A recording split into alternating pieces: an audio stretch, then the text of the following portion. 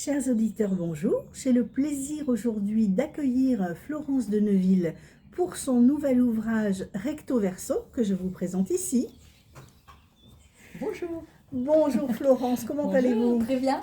Bien. Alors, il est né le petit dernier, le Oui. Recto Verso. Pourquoi ce titre? Recto verso, parce que en fait, on va parler de deux côtés, de deux aspects différents dans ce livre. Donc, on en parlera tout à l'heure, mais un côté recto, un côté verso. D'accord. Alors, je vous montre juste 2 secondes la page de couverture avec beaucoup de choses comme des comprimés, des seringues, etc. On peut supposer que ce livre est donc scientifique. Alors, il l'est en partie, puisque on va, dans ce livre, entre autres, parler de ce qui s'est passé pendant la période Covid. Et donc, on va aborder l'aspect médicaments, l'aspect vaccin, etc. Pourquoi revenir sur le Covid? Alors, revenir sur le Covid, donc c'est vrai que quand on écrit un petit peu aussi bien dans l'actualité que dans ce qu'on a pu vivre. Et il était important pour moi de mettre sur papier tout ce qui s'était passé, mais de deux points de vue différents. Mhm. Parce que c'est vrai que en tant que personnel de santé, j'ai vécu cette période-là différemment des personnes qui étaient confinées et qui n'ont pas eu cette liberté de sortir. En fait, on a été beaucoup de gens à vivre cette période Covid de façon différente. Et j'ai voulu mettre ça sur papier et en même temps en faire un acte un petit peu historique en fait de ce qui s'est passé. Mhm. Raconter avec la chronobiologie, la chronologie de ce qui s'est passé. Je dis la chronobiologie, ça c'est la déformation professionnelle parce qu'en même Mhm. temps on parle de biologie J'entends bien. dans le Ouais. livre. Donc avec la chronologie que l'on a eue à cette période-là et qu'on a déjà oublié, parce que moi-même en relisant le livre, j'avais déjà oublié certains passages de ce qui s'était passé. D'accord. Dans ce roman, il y a combien de personnages?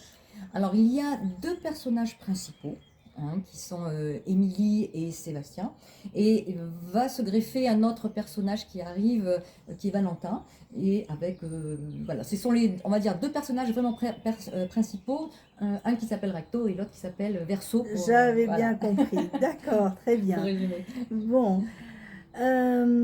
Pourquoi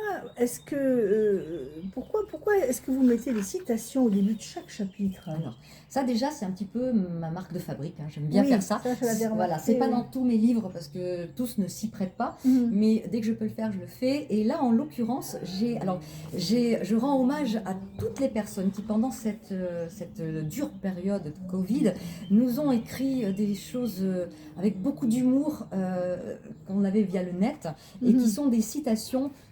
Donc, en effet, elles apparaissent en début de chaque chapitre parce qu'il y a beaucoup d'humour là-dedans.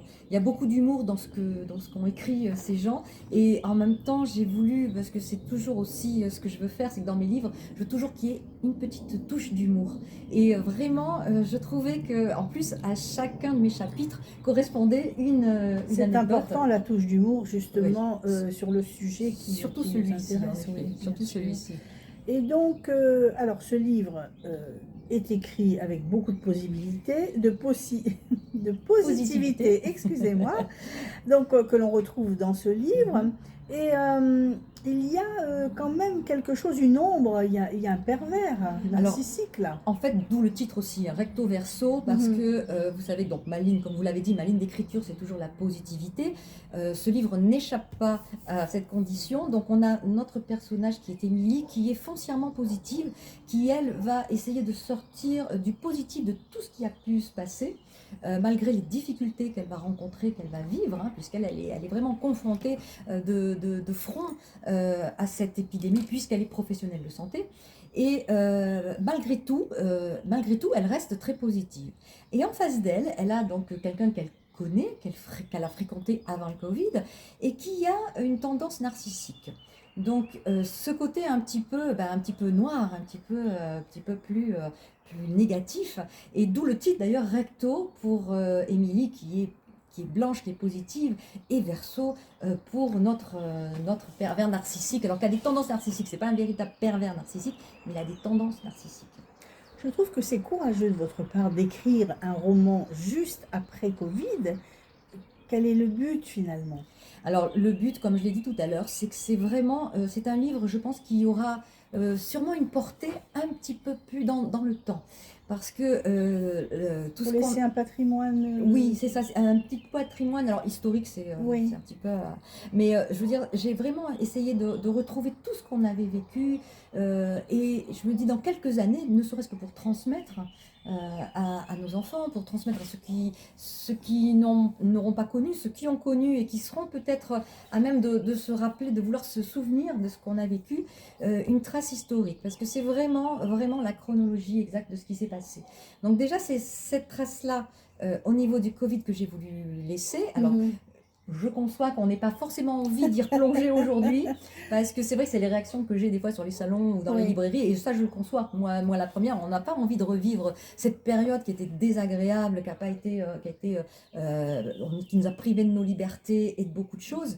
Mais il faut, je crois, surtout pas l'oublier cette période, parce qu'elle nous a apporté Vous avez vraiment raison. beaucoup de choses. Il y a eu un avant Covid et il y a un après Covid, et toute cette période de transformation, je crois qu'il est important de la garder en mémoire. Et malheureusement, on oublie beaucoup de choses et on oublie rapidement les choses. Vous avez raison. On oublie et c'est bien de le rappeler. C'est bien. Donc ça sert de ça, ça sert un petit peu à ça. Ça sert alors dans un roman, parce que naturellement mes histoires sont toujours Historique, romancées. quelque part aussi. C'est-à-dire, c'est un roman dans lequel on va trouver l'historique de la trame de ce qui s'est passé. Mais pas que, parce qu'il était important pour moi aussi, comme on venait d'en parler, c'est d'aborder un petit peu le côté des personnalités différentes, et le côté narcissique des personnes était très importante pour moi, Mhm. parce que les personnes toxiques qu'on peut fréquenter, que les gens fréquentent des fois, ne sont pas perceptibles.